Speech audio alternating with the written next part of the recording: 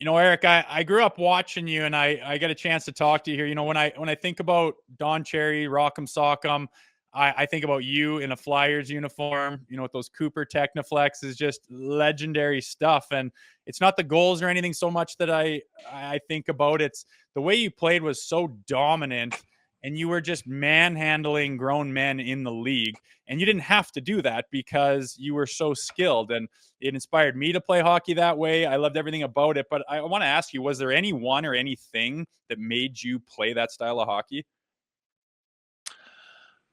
Oh, I don't know.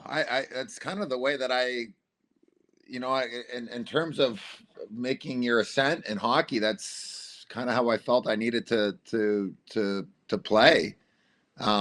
Everything from making World Junior teams to going and playing at the Canada Cup.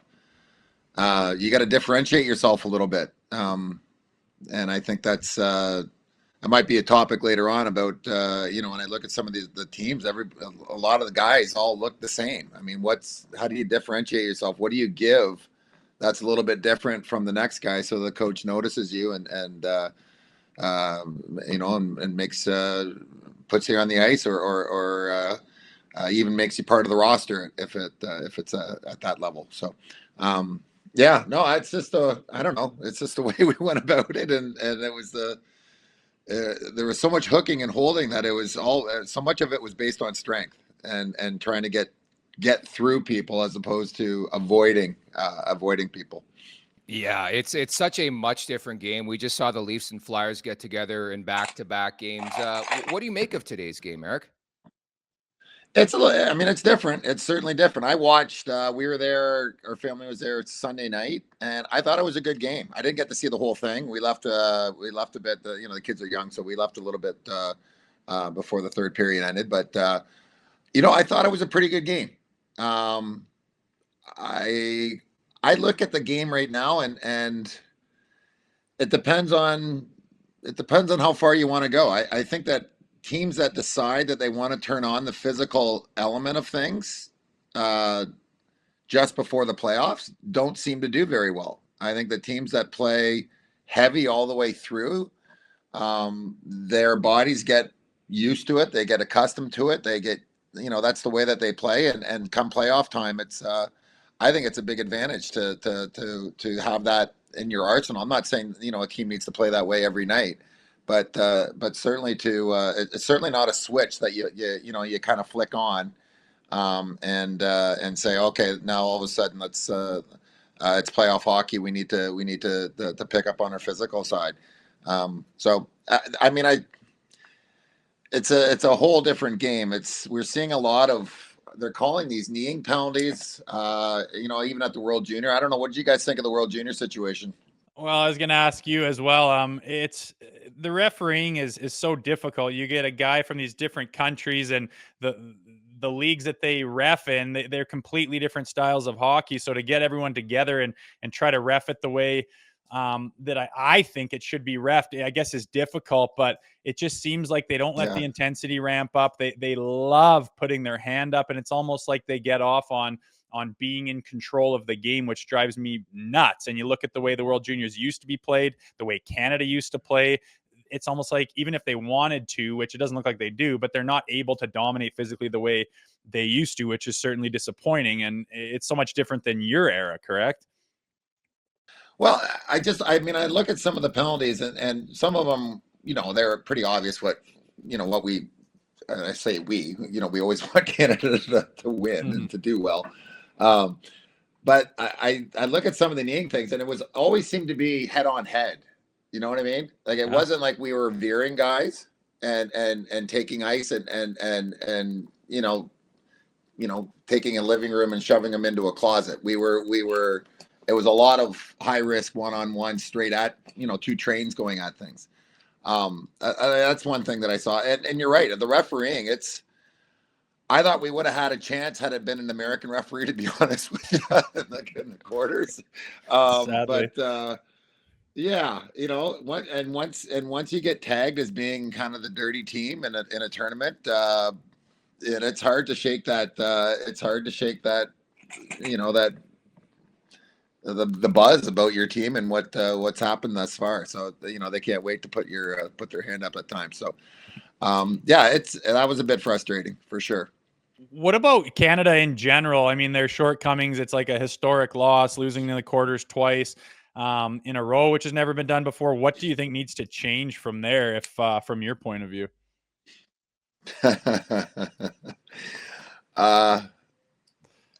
Listen, it's hard. It's I've got my opinions. I'm not sure that it's a tricky world out there. It's so political, even within this GTHL. It's a very interesting situation around it all. Listen, we've got good players. We've got, I think there's good coaching in Canada. It's a matter of getting the guys that truly want to play, that truly want to develop and move on. That they're given full heart all the time, as opposed to, possibly some that are, kind of put into a situation and allowed to continue on without the stresses of challenging for a job or being on a team that's that loses from from time to time. I think we're getting a lot of guys out of the real high end teams, and they're not accustomed to the grind at times. That's just my opinion. I think that what we saw there was just guys that were used to, and it's a quick tournament, right? Things can happen very fast in these things. It's difficult, but you're not used to losing. You're not used to having to, take a 90-degree turn and change the direction of your team. It's hard to do on a national stage and an international stage. Well, Eric, we could talk about the World Juniors until we're blue in the face, but I do want to talk a bit about the Maple Leafs, your time as a Leaf, being a lifelong fan. August 11, 2005, you ink a 1-year deal to play for your hometown team. What do you remember about those negotiations, and what went through your head when it finally became short. official? What do you remember? They were short. And O-Dog signed just about around the same time as well. I always liked, Jeff's great. Just to come back and play in Toronto. I wish I had done it earlier and healthier. I think I got in about 20 games or so, or 28 games or so. I'd wrecked my retinacular as it went on. But no, I loved playing in Toronto for. It was always a dream, right? You grow up around here. It's all about the blue and white, and I wanted to experience it. So I was fortunate enough to have a chance at the end. Was it what you expected, and what were some differences of being a Maple Leaf compared to the other organizations you played for? Well, I had only really played, I played for Philly and New York. Listen, like, Philly's intense. There's no question about it. Toronto's intense too. And some guys, people mention we might not get some of the free agents because they don't like the scrutiny here or there. Listen, you wake up in Toronto, you go down to the diner, and I'm trying to remember the name of the diner that was down the way that we, a lot of guys would go over to before practice, and everybody in the place would know if you had a good game the night before or a stinker. That's just the way it is, and it kept you honest. I liked it. I thought it was good. People are happy to say hello and wish you good luck at the gas station. People are. It was very similar to Philadelphia in that regard. They want you to do well. They're pulling for you. There's tons and tons of well wishers. So I enjoyed Toronto. I think it's a great hockey city, and I enjoyed Philly. New York was different, right? You've got 3 NHL teams within 50 miles. You've got 2 NFL teams. You got Robert De Niro walking down the street. Right? There's New York's a whole different animal. But Toronto and Philadelphia are certainly great spots to play. Your old teammate Craig Berube has this team playing some really, really inspired hockey, playing with identity. Are you shocked at that at all?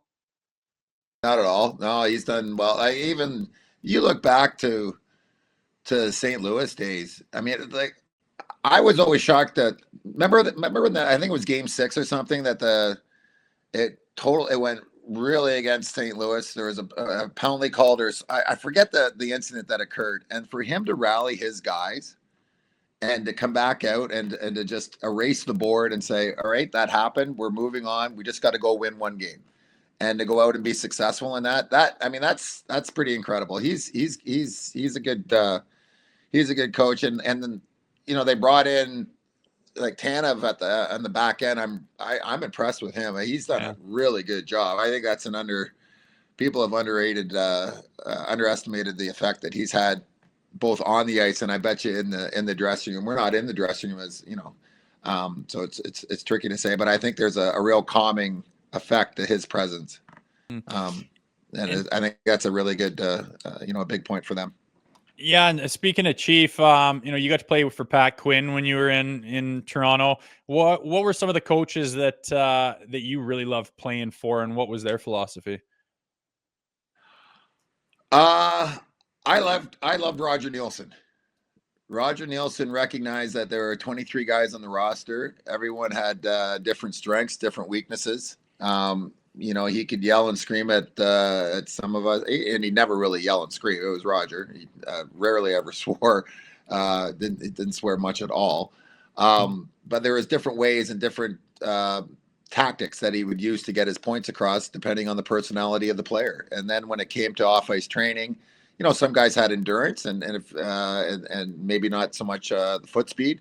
He was one of the first guys to break it down further and not just blanket everybody with the same paintbrush and identify where your weaknesses were. I think in hockey we always talk about how good we are at certain things. You got a big shot, you got this, you got that. What are you not so good at? And let's get on that to improve it to the point where we're, you're not looking at it or hearing about it as a deficiency. It's actually an asset. So he was one of the first. I loved Roger. It was too bad the way things ended up there, but he was a really good coach. Eric, 1967, a long ass time ago, man. What does this team need to do in the Stanley Cup playoffs to finally push through, in your opinion? I think the first thing is just health, right? You've got. I was there like Sunday night. That was really unfortunate. I forget the Philadelphia player that fell on the it was McCabe. Yeah. And I think his shoulder came down and hit him. Right when his head was hitting the ice, and it was, you got to be healthy. That's number one. I think that's a big element of it. Listen, they got depends on what they want to do at the deadline and things like that. I think they're, the room seems to be better. So yeah, who knows what can happen. It's a big part of this is health and just when things don't go well, how do we react? How do you pivot, and how quickly can you pivot? And that's why I was trying to point out that game 6 or whatever in the with St. Louis. I forget the exact time, but Craig might be that. Craig's done this before, and who's to say he can't do it again? For sure. Some of these line mates are looking for some chemistry right now, obviously, as you start to look ahead to the playoffs. You had some chemistry, Legion of Doom line, some guys you like playing with. Who are some of your favorite teammates to play with, and do you still keep in touch with some of the guys from your playing days? I just got off the phone with Johnny this morning. He's ribbing me about World Juniors, and I got a million questions about the academy program down in the States. We talk fairly frequently. I haven't talked to Rennie in a bit.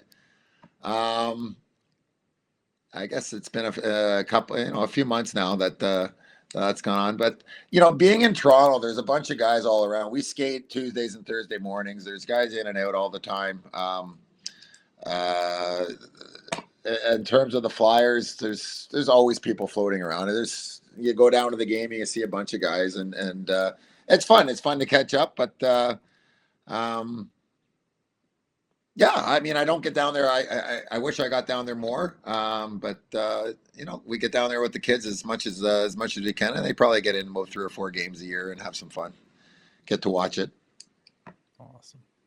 Awesome, love it, man. Nicky, you got one last one before we let him go? Yeah, I was just going to ask you, Eric, about Austin Matthews comes back to the lineup. I mean, it's pretty incredible. This guy's clearly ailing with something, but still just an unbelievable player. He's really producing. He's got 7 points in 3 games. What's your impression of him as a player and as a leader so far? He's done really well this year. If we can just stay, I mean, again, health, right? That's a big thing. But there's just seems to be the guys are pulling it together. I mean, look at when I watch Nye's play, I think there's no end to how good that he can get. Yeah.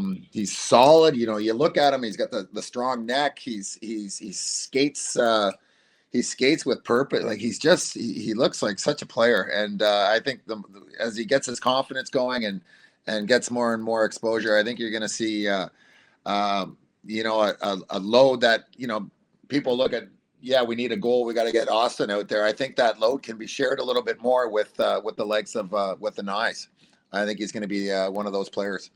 And a personal favorite of ours here on this podcast. So are you, Eric. Thank you so much for your time. Really, really appreciate it today. Yeah, thanks, guys. Thanks, Be well. Make sure to check out more of our content right here on the Leafs Nation YouTube page. We got long form interviews, we got clips, we got epic rants by Jay Rosehill. We simply have it all. And don't forget, you can find out much more at theleafsnation.com. Thanks so much for watching.